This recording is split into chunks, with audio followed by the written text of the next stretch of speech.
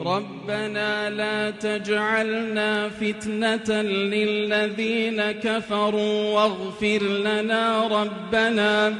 واغفر لنا ربنا إنك أنت العزيز الحكيم.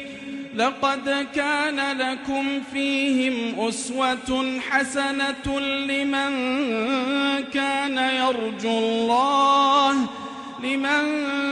كان يرجو الله واليوم الآخر ومن يتول فإن الله هو الغني الحميد.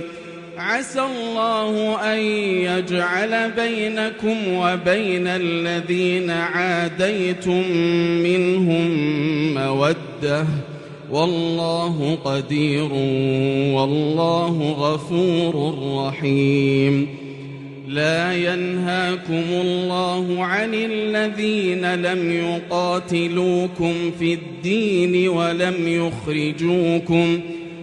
يخرجوكم من دياركم أن تبروهم وتقسطوا إليهم إن الله يحب المقسطين.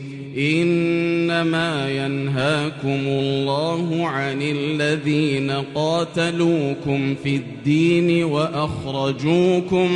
وأخرجوكم من دياركم وظاهروا على إخراجكم أن تولوهم ومن يتولهم فأولئك